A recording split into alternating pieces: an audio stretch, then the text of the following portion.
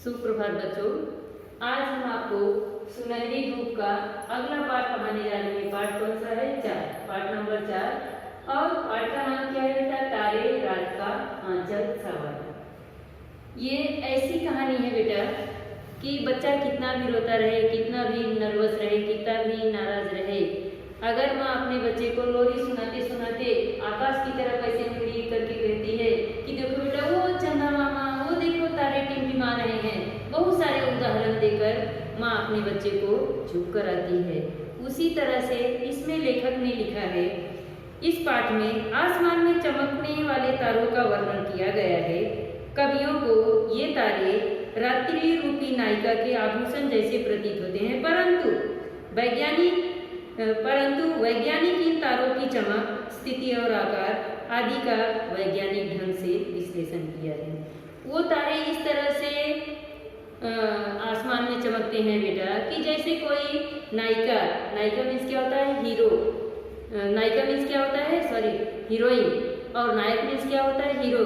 जैसे कोई हीरोइन, जैसे कोई नायिका बहुत सारे गहने पहनकर सुंदर, बहुत खूबसूरत दिखती है, ठीक उसी तरह से जब आसमान में तारे टिमटिमाने लगते हैं तो उनको देख कर ऐसा लगा है कि जैसे कोई नायिका वहाँ पर उपस्थित हुई है। क्या? बहुत सारे आभूषण पहनकर, चमकते हुए आभूषण। इस तरह से लेखक ने उदाहरण दिया है, तुलना की है किससे? एक नायिका के गहने से। ठीक उसी तरह से लेखक ने यहाँ पर अलग वैज्ञानिक ढंग से तारे की चमक और उनकी स्थिति, उनकी दशा और उनका रूप रंग अपने वैज्ञानिक ढंग से वहाँ पर विश्लेषण किया गया है, यानी कि प्रस्तुत किया गया है। और इसमें एक सुविचार विलियम शेक्सपियर जी ने लिखा है। क्या है? हमारी किस्मत सितारों में नहीं बल्कि हमारे अपने अंदर है। उन्होंने क्या लिखा है कि सब कहते हैं ना हमारी किस्मत ऊपर वाले ने लिखी है, ऐसा कुछ नहीं है। उन्होंने ये साबित करके दिखाया है कि हमारी किस्मत सितारों में नहीं है बल्कि हमारे अंदर है। अगर हम मेहनत करेंगे तो मेहनत के बल पर हम अपनी किस्मत बदल सकते हैं और आगे जा सकते हैं। अब आगे लेखक ने क्या लिखा है कि मेघ रहित स्वच्छ आकाश में टिमटिमाते तारे बड़े ही आकर्षक लगते हैं। अब लेखक ने क्या लिखा है बेटा कि जब बादल एकदम स्वच्छ रहता है, नीट एंड क्लीन रहता है, तो रात को जब हमारी नज़र उसमें पड़ती है आकाश में, आसमान में, तो वो तारे हमें बहुत ही सुंदर लगते हैं। कुछ देर के लिए हम अपना सब कुछ भूल जाते हैं और उनको निहारते रहते हैं, देखते रहते हैं। कवियों ने रात्रि के सौंदर्य का वर्णन करते हुए चमकने वाले इन तारों को भांति भांति की उपमा दी है। अब यहाँ पर कवि ने वर्णन क्या किया गया है? वो चमकते हुए तारों को अलग अलग प्रकार से उपमा दी है। उपमा का अर्थ क्या होता है? तुलना की है। अब तुलना की है, क्या की है? कभी ये तारे आकाश के नीले आंचल में जड़े हीरे मोती जैसे प्रतीत होते हैं। कवि क्या कह रहा है कि ये तारे कभी ऐसा लगता है कि जैसे वहाँ पर साड़ी है और साड़ी का ये जो आंचल रहता है उसमें, उस आंचल में जैसे जड़ा हुआ है। कैसे? हीरा मोती उसमें जड़ा हुआ है और बहुत सुंदर देख रहे हैं। तो कभी ऐसा लगता है श्वेत फूलों के गजरे जैसे लगते हैं, कभी उत्सुक होकर आसमान से पूछ बैठते हैं। आप लोगों ने देखा ही होगा बेटा कि हमारे यहाँ कोई भी प्रोग्राम रहता है, कोई भी फंक्शन रहता है, कोई भी कार्यक्रम लगता है, तो सारी महिलाएं अच्छे वस्त्र पहनने के साथ साथ, महंगे आभूषण पहनने के साथ साथ बालों में गजरा लगाने की प्रथा हमारे यहाँ प्रचलित है। तो उस तरह से दिख रहे हैं जैसे बालों में लाइन से गजरा, फूलों को हम गूंथ कर लगाते हैं, ठीक उस तरह से फूलों के गजरे के समान दिख रहे हैं। तो वो इस तरह से आसमान से पूछ बैठते हैं, जग कर रज कर रजनी वाले, जग कर सज कर रजनी वाले, कहाँ बेचने ले जाती हो ये गजरे तारों वाले, कहाँ बेचने ले जाते हो ये तारे गजरों वाले। उन्होंने रात में जग कर, रजनी यानी रात, उनसे पूछा कि जग कर सज कर, एक तो तुम जगते हो, ऊपर से जग कर, जगने के बाद हमारी इच्छा रहती है कुछ काम करने के लिए नहीं, लेकिन जगने के साथ साथ तुम सज कर बैठे हो, तो सजने के बाद इन्हें बेचने के लिए तुम कहाँ ले जाती हो? इन्हें बेचने के लिए ये गजरों वाली जो माला है, ये गजरों वाला जो ये हमें दिख रहा है तारा, तुम इन्हें कहाँ बेचने ले जाती हो, कहाँ देने ले जाती हो? जैसा कि आप सभी भूगोल और विज्ञान में पढ़ चुके होंगे कि ये तारे वास्तव में चमकीले पिंड होते हैं। आप लोगों ने भूगोल का अर्थ क्या होता है बेटा?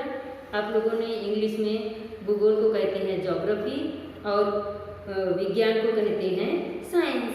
तो इस तरह से वैज्ञानिक ने इसमें सिद्ध करके दिखाया है कि ये वास्तव में तारे हैं, लेकिन ये तारे के साथ साथ ये एक छोटी छोटी पिंड होती है। पिंड है जिनके पास स्वयं का प्रकाश नहीं होता है। जिस तरह से हम लालटेन जलाते हैं, दिया जलाते हैं, बल्ब तो नहीं, क्योंकि बल्ब का उजाला चारों तरफ है। लेकिन तुम लोग एक्सपेरिमेंट करके देखना बेटा, प्रयोग करके देखना कि जब हम दिया जलाते हैं या लालटेन जलाते हैं, उसका उजाला उसके पास नहीं है। ठीक उसी तरह से पिंड का उजाला उनके पास नहीं रहता है, बल्कि दूर तक जाता है, उनके पास अंधेरा ही रहता है। तो स्वयं का प्रकाश, पिंड जिनके पास स्वयं का प्रकाश होता है, पृथ्वी से बहुत दूर होने के कारण छोटे छोटे दिखाई देते हैं। सूर्य भी एक तारा या नक्षत्र है। आपको बता दूं बेटा कि ये जो तारे हैं पृथ्वी से बहुत अधिक दूर होने के नाते बहुत छोटे छोटे दिखाई देते हैं। और सूर्य कैसे उन तारों से पृथ्वी से नजदीक है, लेकिन वो बड़ा दिखाई देता है। आपको एक जानकारी के लिए बता देती हूँ बेटा कि सूर्य, कुछ ऐसे तारे हैं जो सूर्य से कई गुना बड़े हैं, लेकिन पृथ्वी से बहुत दूर होने के नाते वो सूर्य से छोटे दिखाई पड़ते हैं, बहुत छोटे। और एक तो बेटा, जिसके सूर्य भी एक तारा है जिसके चारों तरफ हमारी पृथ्वी चक्कर लगाती है। अब पृथ्वी भी उन तारों के समूह के जैसा एक, सूर्य भी उन तारों के समूह के जैसा एक तारा है, जो कि पृथ्वी उनके चारों ओर चक्कर लगाती है। आकाश गंगा में ऐसे हजारों लाखों करोड़ों नक्षत्र हैं जिनकी अभी गणना नहीं की जा सकती। अब आसमान में बेटा ऐसे करोड़ों लाखों करोड़ों ऐसे तारे हैं जिनकी हम काउंटिंग नहीं कर सकते, जिनको हम गिन नहीं सकते, जिसकी गणना की ही नहीं जा सकती, क्योंकि वो हम पृथ्वी से बहुत दूर है। यहाँ तक कि वैज्ञानिक भी उनका शोध नहीं लगा पाए हैं। इस तरह से बेटा हम आपको इसके बारे में बता रहे हैं। और तो और बेटा, अभी मानव ज्ञान की सीमा केवल सूर्य और उसके चारों ओर चक्कर लगाने वाले प्रमुख ग्रहों तथा उनके उपग्रहों तक ही सीमित है। समय के साथ साथ भविष्य के अनुसंधान क्रमशः सामने आते जाएंगे।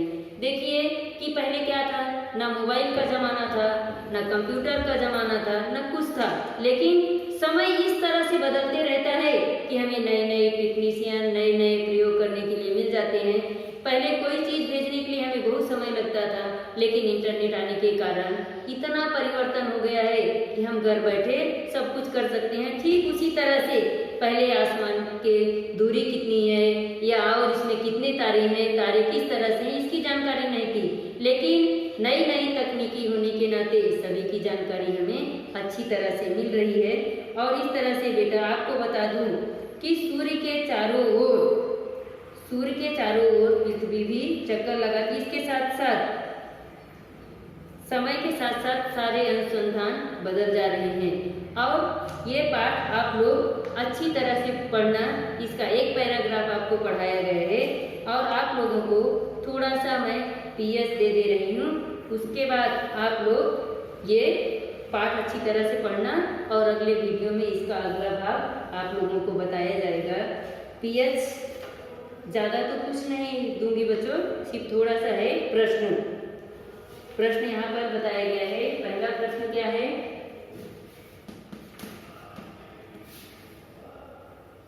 तारे छोटे छोटे क्यों दिखाई देते हैं? तारे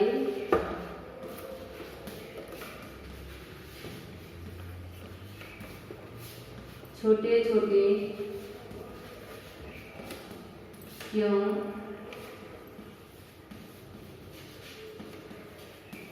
दिखाई देते हैं? नंबर 2, नक्षत्र आकाश में कैसे प्रतीत होते हैं?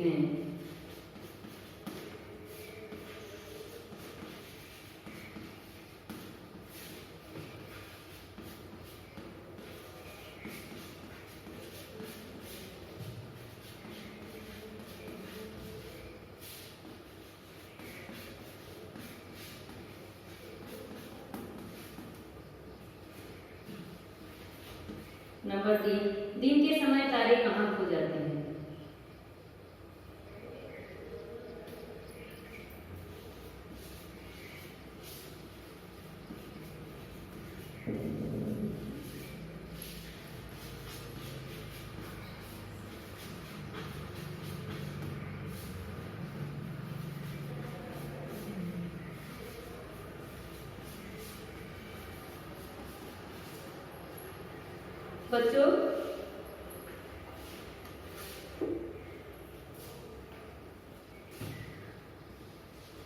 बच्चों, इस तरह से आप लोगों को ये तारे छोटे छोटे क्यों दिखाई देते हैं, नक्षत्र आकाश में कैसे प्रतीत होते हैं, दिन के समय तारे कहाँ खो जाते हैं, इसे आपको लिखना नहीं है, सिर्फ आपको किताब पढ़कर इस प्रश्न को लर्न करना है।